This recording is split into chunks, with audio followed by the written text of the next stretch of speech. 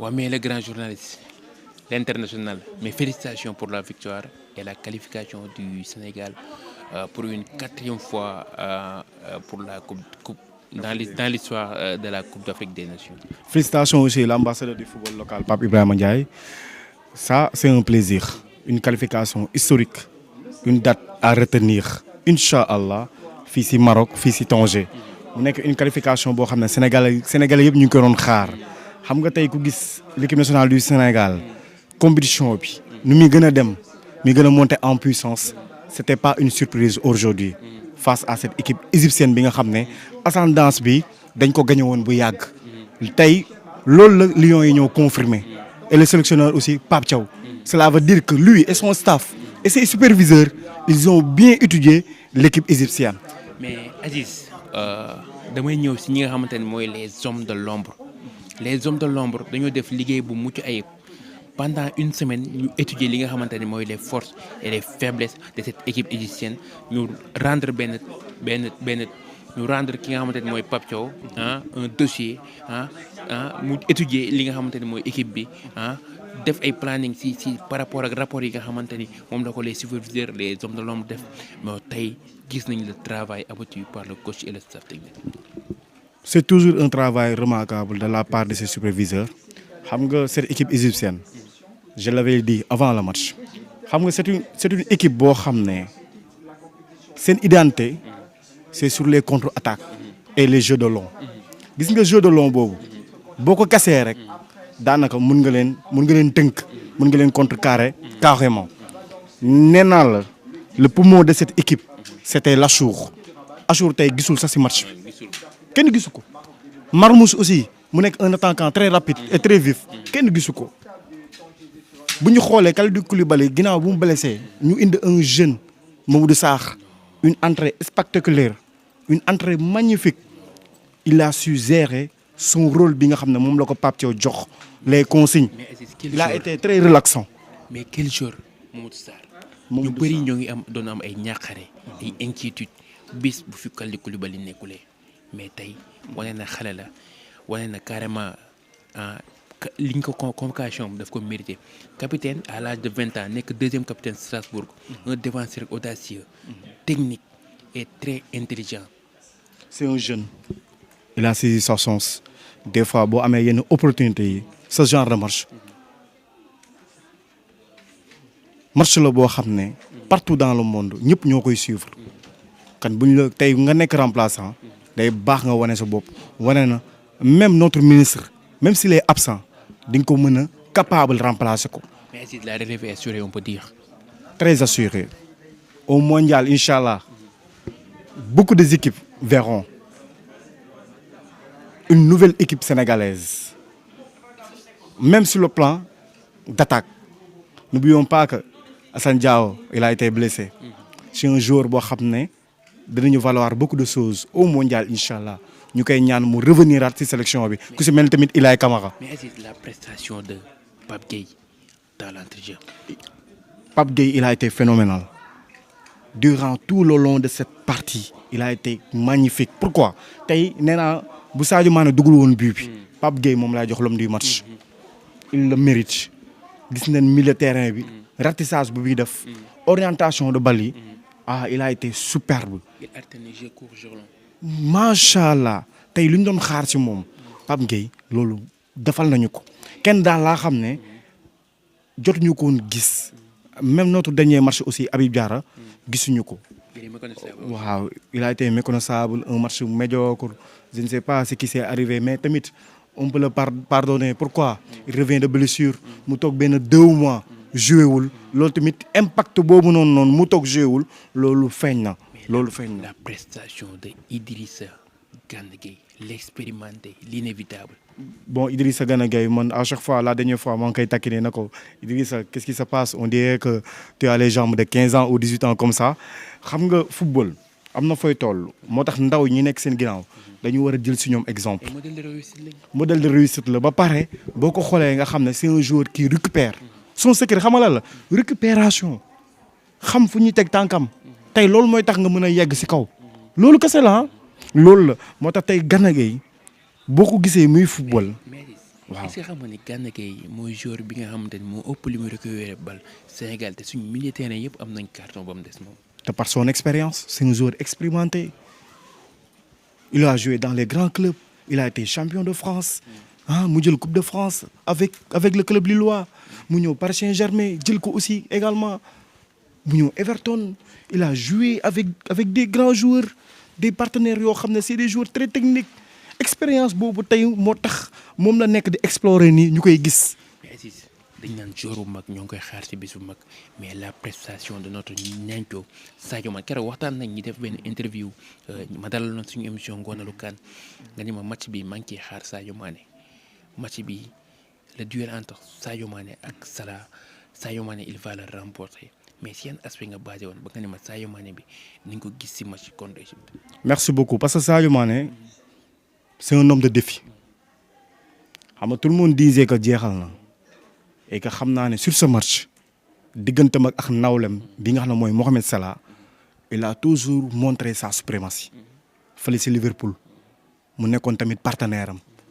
ñu daje bii mooy 3e fois ñu daje saa ñuy daje Sadio Mané moom mooy remporter l'homme du match man xam naa ne Sadio Mané match bi fu mu ko toll mu gagné match bi mu ñàkk final sax mu ñàkk final moo ko gënal mu ñàkk match bi et aujourd'hui de par son expérience lui aussi il a su le montrer parce que xam na ne c'est face à un grand gardien muy El Shaarawy dafa nekk gardien boo xam ne il faut nga surprendre ko il faut nga def des frappes yoo xam ne da koy bett tey bett bu ko Sadio Mané bett loolu tax bal bi mu yegg au fond des filets et Sadio Mané même sans son but il a livré un match sans faute encore une fois duñ def lu dul c'est une légende africaine lay wax Sénégal dama ko tegee na la c'est une légende africaine duñ def lu dul di ko ñaanal Sénégal a un bijou boo xam ne on doit le conserver ñaanal ko mu jëlaat li nga xam ne mooy 3e fois ballon d'or africain et remporter li nga xam ne mooy 2e étoile am ndax mérité na ko aussi également. lu may tëjee rek Aziz mooy lan mooy vos top et vos flops sur ce match. sur ce match nos joueurs dañu def match parfait ñoom ñëpp gis nañ les entrées Lamine Camara bu mu duggee tamit dafa bokk ci match bi Pape Chérif Ndiaye bu mu duggee le pressing haut permettre li nga xam ne mu permettre défenseurs égyptiens ñu bañ a yéeg mu étouffer leen loolu macha allah moo tax ma le consigne de ko respecter. Quel masterclass de El Hadji Malick Diouf il a mis cela dans sa poche. il est dans sa canne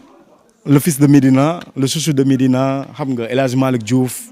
quand tu le regardes jouer tu penses automatiquement à Saliou Ciss moo tax sànq yaa ngi naan relève bi est déjà assuré kon xel dal na match yu muy wane depuis ces derniers matchs yu muy wane yëpp dafa ñëw rek bokk ci CAN bi dem jëli lu mu moon tey imagine-toi Mohamed Salah qui est un grand joueur il a été tenu en échec par ce jeune joueur qui joue à West Ham tey daf ko wan ne man je suis jeune imposer ko la force et sa technicité. doon nañu am ay inquiétude si El Hadji Malick Diouf sur le côté défensif parce que ñu bëri waxoon nañ dafa am ay lacunes défensives mais gis nañ si CAN bi au fur et à mesure ñuy dem si match bi muy corriger lacunes yooyu di monter en puissance. il est en train de progresser te loolu staff bi la ñuy remercier surtout le coach Pape Thiaw xam nga ban différence moo am entre Aliou Cissé ak Pape Thiaw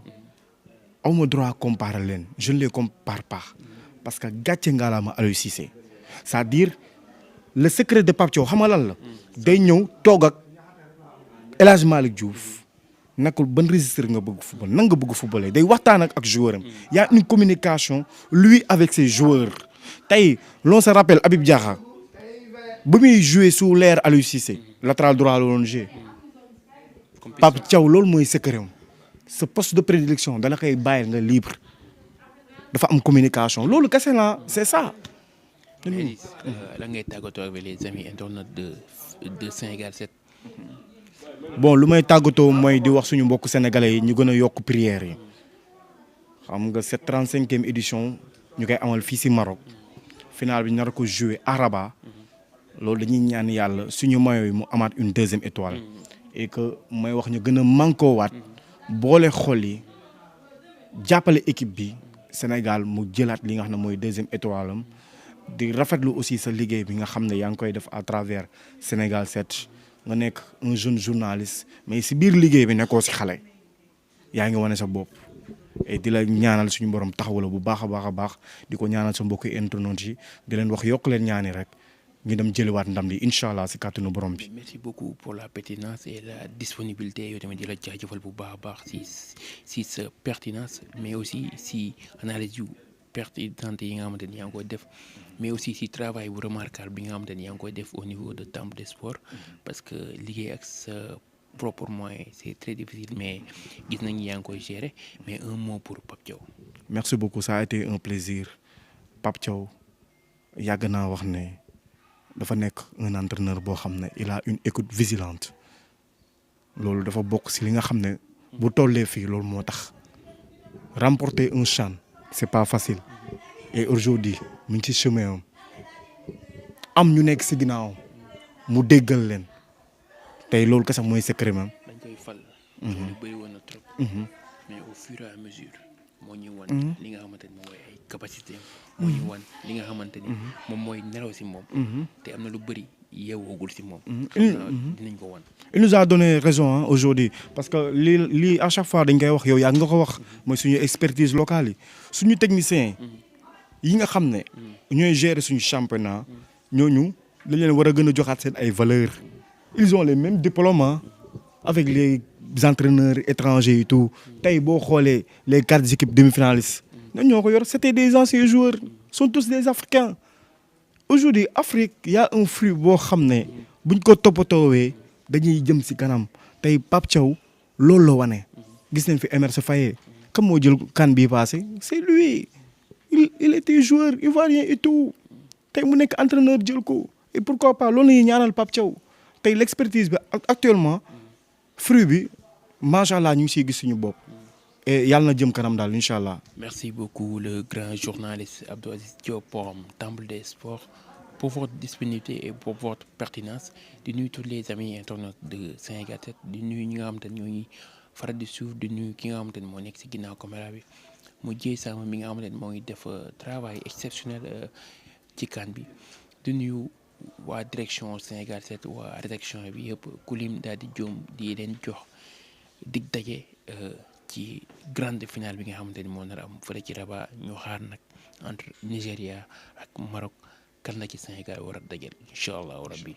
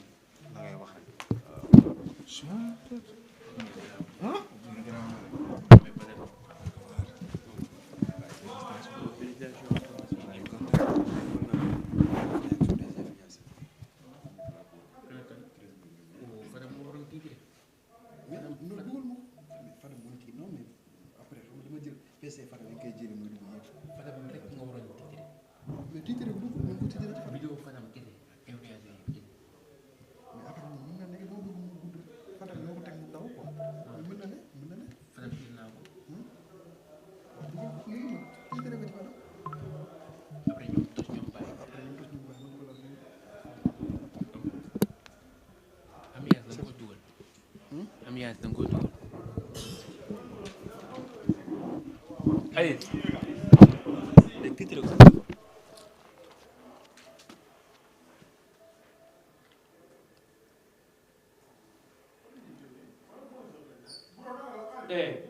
Fama mooy gën nañ ne dañuy kii am na ko nu woote fii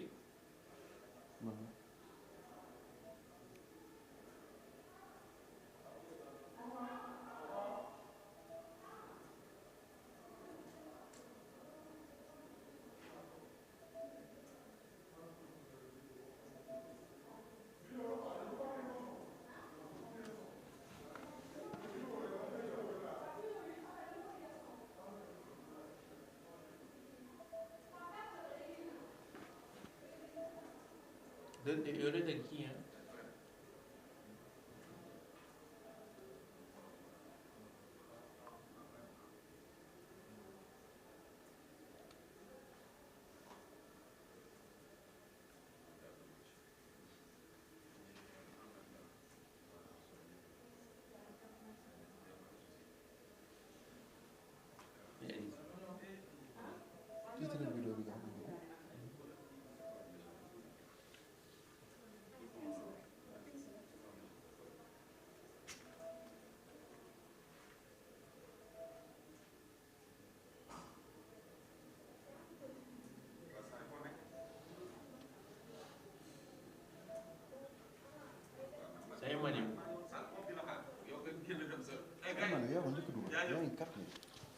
bëri naaw lay def su ma la waxee rek gëm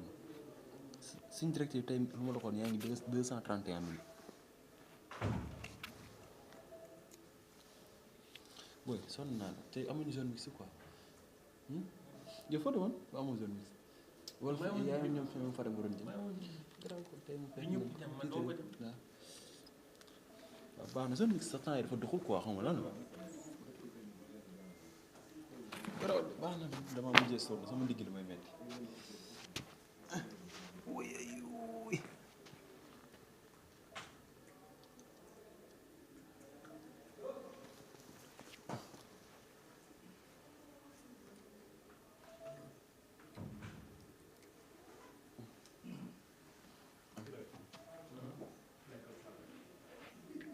dagg defar première